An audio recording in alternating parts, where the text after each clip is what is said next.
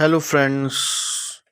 Today we are going to discuss the Indian Contract Act, and the topic is the parties competent to enter into a contract. दोस्तों, बच्चे हमारे देश का भविष्य है और कानून सोचता है कि इन बच्चों के भविष्य को सुरक्षित करना। लॉ की नज़र में ये बच्चे अपना बुरा और अच्छा नहीं समझ सकते। लॉ इनको इतना मैच्योर नहीं समझता कि किसी भी लीगल एक्टिविटी से अराइज होने वाली लाइबिलिटीज़ या फिर उनसे अराइज होने वाली रिस्पॉन्सिबिलिटीज़ को या उनके टर्म्स एंड कंडीशंस को समझ सकें। इसलिए लॉ चाहता है कि इनको किसी भी कॉन्ट्रैक्ट से अराइज होने वाली लाइबिलिटीज़ से प्रोटेक्ट किया जाए इनको, और उनसे होने वाली रिस्पॉन्सिबिलिटीज़ से इनको एग्जम्प्ट किया जाए। इसलिए लॉ ने इस लिस्ट में इनका नाम रखा है, कौन सी लिस्ट में, कि कौन सी पार्टीज कॉन्ट्रैक्ट में एंटर होने के कॉम्पिटेंट नहीं है।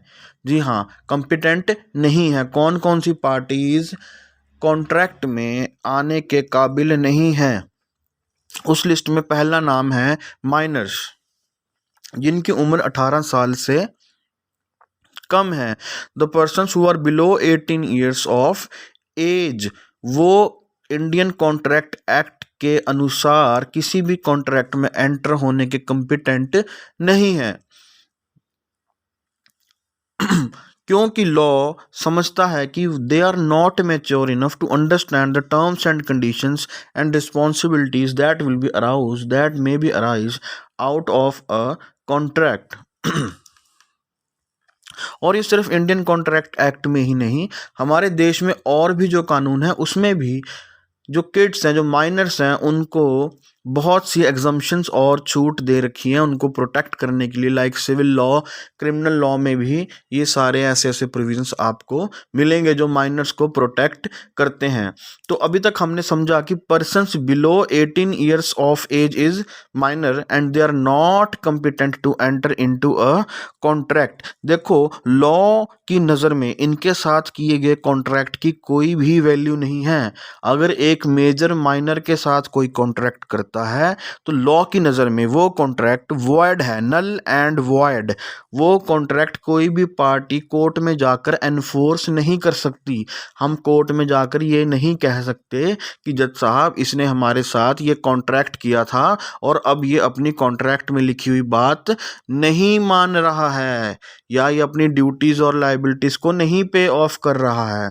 तो कॉन्ट्रैक्ट अगर माइनर के साथ हुआ है तो हम उस कॉन्ट्रैक्ट को कोर्ट में ले जाकर एनफोर्स नहीं कर सकते, क्योंकि minors are not competent to enter into a contract. तो कॉन्ट्रैक्ट में एंटर होने के कॉम्पिटेंट कौन है? The persons who are above 18 years of age or who has completed their 18 years of age।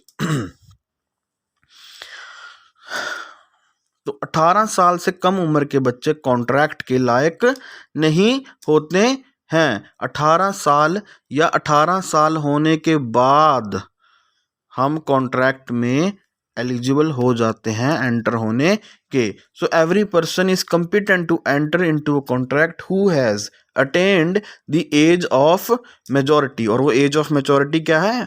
On completion of 18 years of age we are into the age of majority as per Indian Majority Act 1875। तो अब आगे की बात यह है कि अगर मान लो हमारा माइनर के साथ कोई कॉन्ट्रैक्ट हो ही जाए तो फिर उसके नतीजे क्या हो सकते हैं?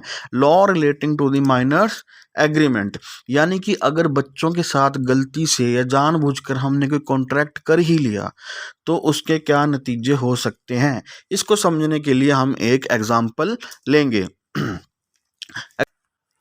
सपोज करो इस बच्चे ने इस अंकल से 20,000 रुपये का कर्ज लिया और इसने इस अंकल को बोला कि अंकल, आप मेरे से एक कॉन्ट्रैक्ट साइन करवा लीजिए और उस कॉन्ट्रैक्ट में आप ये लिख दीजिए कि अगर मैं आपको ये पैसे वापस नहीं कर सका तो आप मेरा घर बेच सकते हैं और अपने पैसे रिकवर कर सकते हैं।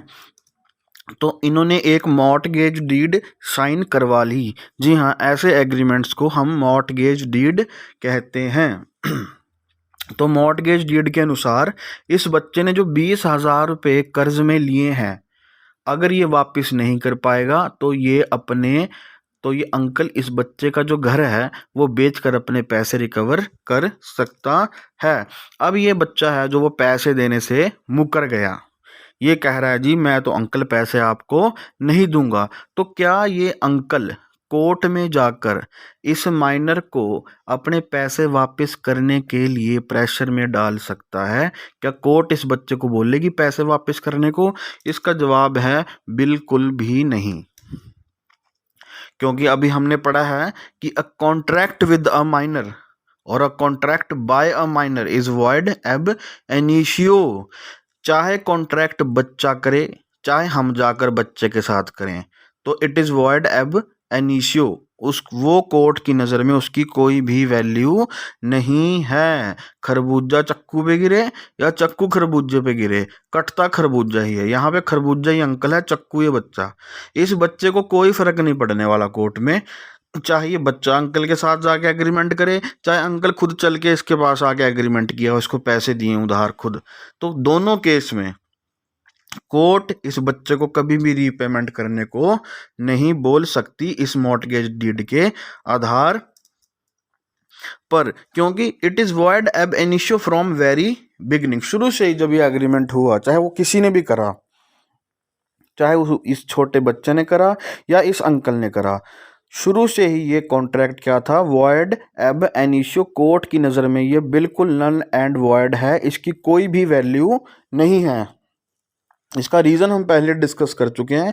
लॉ इन माइनर्स को बहुत ही ज़्यादा प्रोटेक्ट करना चाह रहा है। अब दूसरा एग्जाम्पल हम समझते हैं। दूसरे केस में हमारे पास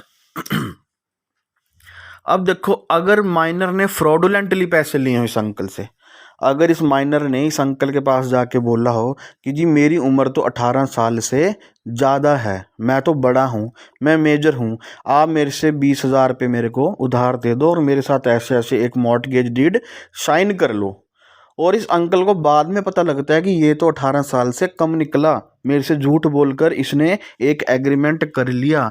क्या अब इस केस में ये अंकल इससे पैसे वापस ले सकता है कि इसने मुझे ये बोलकर पैसे लिए थे कि मैं 18 साल से बड़ा हूँ? अभी भी इस केस में भी जी हाँ, चाहे इसने झूठ बोलकर पैसे लिए, अपनी एज को मिस रिप्रेजेंट करा, फिर भी ये अंकल कोर्ट में इस कॉन्ट्रैक्ट को एनफोर्स नहीं कर सकता है। Minor can always plead his minority. ये माइनॉरिटी जब तक ये माइनर है, ये इसकी सुरक्षा कवच बनकर चलेगी माइनॉरिटी। लॉ ने इसको एक प्रोटेक्शन दी है, प्लीड दी है माइनॉरिटी की, कि हाँ आप माइनॉरिटी की वजह से आप अपना बचाव कर सकते हैं। ये इस बात की दलील देगा कोर्ट में कि जज साहब मैं माइनर हूँ, minor can always plead his minority. इसका मतलब ये हुआ ये कोर्ट में जाके सिर्फ एक दलील दे सकता है कि मैं माइनर हूं, जज इसको कुछ भी नहीं बोलेगा। ये इस अंकल को देखना चाहिए था कि ये माइनर है कि मेजर, ध्यान से, तब इसको पैसे देने चाहिए थे। कोर्ट ये मानेगा ही नहीं कि इसने झूठ बोला था, क्योंकि कोर्ट समझता है कि इनको इतनी समझ ही नहीं है, they are not so mature और मैच्योर इनफ कि ये इस कॉन्ट्रैक्ट की लीगल ऑब्लिगेशंस या रिस्पॉन्सिबिलिटीज समझ सकें। कोर्ट समझता है कि इनके अंदर दिमाग नहीं है, अभी छोटे हैं ये, तो कोर्ट इनकी इतनी चालाकी वाली बात को मानता नहीं है। ऐसे तो अगर ही मान ले, तो अगर हम ऐसे मान लें कि इसने झूठ नहीं भी बोला, जो पहला केस था, क्या कोर्ट माइनर को रीपेमेंट करने को कहेगी? जो हमारा पहला केस था, उस केस में भी ये बंदा कोर्ट में जाके बोलेगा फिर कि जी जज साहब इसने तो मेरे को झूठ बोला था कि मैं माइनर नहीं हूँ, मैं मेजर हूँ, अब ये मुझे पैसे नहीं दे रहा। फिर तो सब लोग कोर्ट में जाके माइनर के साथ एग्रीमेंट करेंगे और कोर्ट में जाके यूँ बोलेंगे कि हाँ ये तो इसने हमें झूठ बोला था जी, ये तो बड़ा था 18 साल से, अब ये बच्चा कैसे निकला है? जज साहब हमारे साथ तो धोखा हो गया। तो कोर्ट ने पहले बोल दिया, अगर आपके साथ धोखा भी हुआ है तो भी हम आपकी प्रोटेक्शन नहीं कर सकते। आप ये बच्चा था, आपको पहले देखना चाहिए था। अगर 10 में से एक बच्चा झूठ भी बोल रहा है तो 9 बच्चे तो उस चक्कर में 9 बच्चे भी फंस जाएंगे ना, अगर ये लॉ चेंज कर दिया तो तो उन 9 बच्चों को प्रोटेक्ट करने के लिए लॉ ने ये कानून बनाया है कि अगर माइनर मिसरिप्रेजेंट भी अपनी एज करके आपके पास आ रहा है तब भी वो कोर्ट में अपनी माइनॉरिटी को प्लीड कर सकता है। तो रूल ऑफ एस्टॉपल है जो वो माइनर के अगेंस्ट नहीं लगता। रूल ऑफ एस्टॉपल क्या है? रूल ऑफ एस्टॉपल यह है कि जब आप बार बार एक बात किसी को कह रहे हैं तो बाद में आप उस बात से मुकर नहीं सकते। मान लीजिए मैं किसी को बोल रहा हूँ कि यार ये मेरा एजेंट है, जो ये बोलेगा वो कर, वही वही मान लो कि मैंने बोली है वो बात। अगर मैं किसी को ये बात बोल रहा हूँ तो बाद में मैं मुकर नहीं सकता इस बात से कि ये मेरा एजेंट नहीं है। अगर मैंने एक बार उस बात को बोल दिया तो मैं दोबारा उस बात से नहीं मुकर सकता।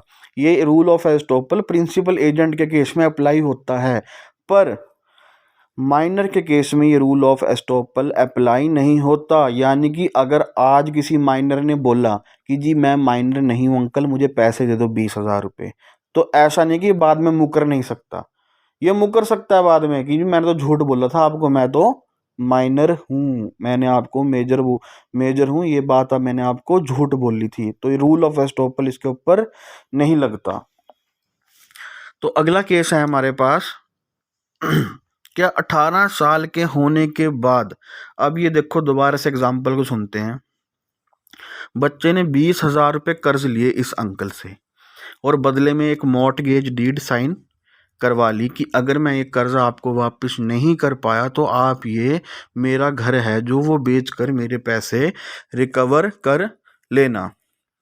अब ये बच्चा था 18 साल से कम जब ये सारा काम हुआ।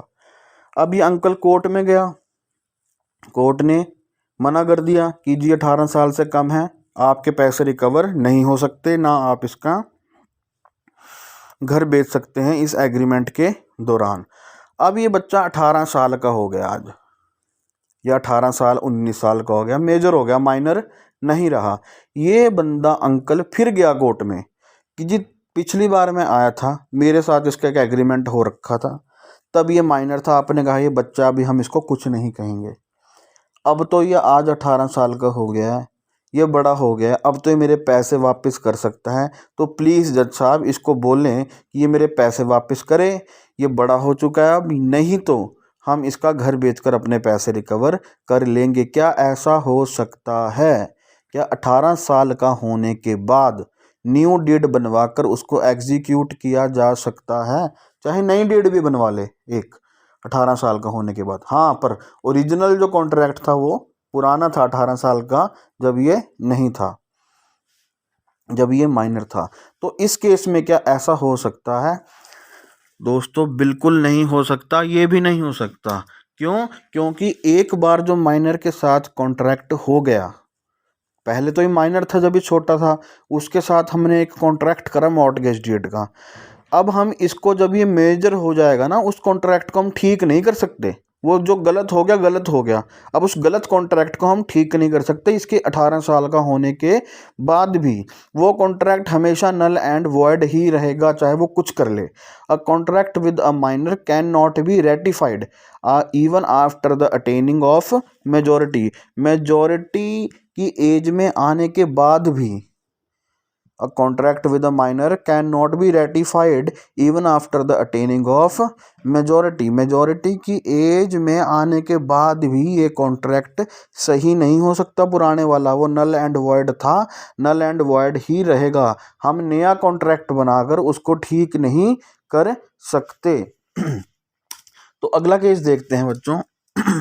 मान लेते हैं कि इस छोटे बच्चे ने एक बड़े अंकल के साथ मिलकर इस अंकल से पैसे लिए। यानी कि एक साइड में एक छोटा बच्चा, और इस बार इसने एक बड़े भैया या अपने पापा या अपने अंकल आंटी किसी को साथ में मिलकर ज्वाइंट होकर किसी के साथ उस अंकल से 20,000 रुपये लिए और ये मॉर्टगेज डीड साइन करवाई। यानी कि ज्वाइंट कॉन्ट्रैक्ट करा, joint contract by major and minor.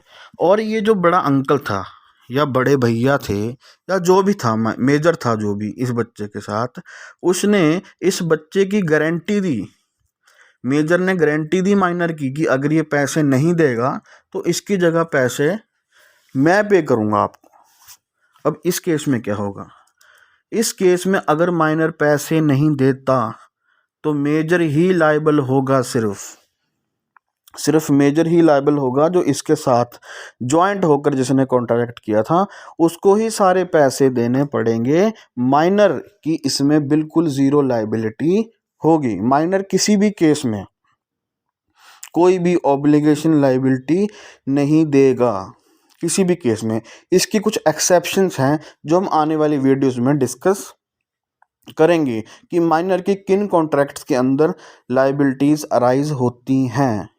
पर आप देखेंगे कि मैक्सिमम 98% केसेस में माइनर की कोई भी ऑब्लिगेशन, कोई भी लायबिलिटी अंडर अ कॉन्ट्रैक्ट नहीं मानी जाती, क्योंकि कोर्ट इनको, लॉ इनको बहुत सारी प्रोटेक्शन देता है। लॉ के अंदर बहुत प्रोटेक्ट करता है, इनको बहुत सारे एग्जम्पशंस देता है, क्योंकि लॉ ये समझता है कि they are not mature enough to understand the legal terms and conditions and the legal liabilities that may arise out of a contract. इसलिए जो लॉ है वो इनको इतना प्रोटेक्ट करता है। तो दोस्तों, इस टॉपिक को हम आगे अपने आने वाली वीडियोस में कवर करेंगे। आप प्लीज़ हमारा चैनल लाइक और सब्सक्राइब कर दीजिए ताकि आपको हमारे आने वाली वीडियोस की नोटिफिकेशन मिल सकें।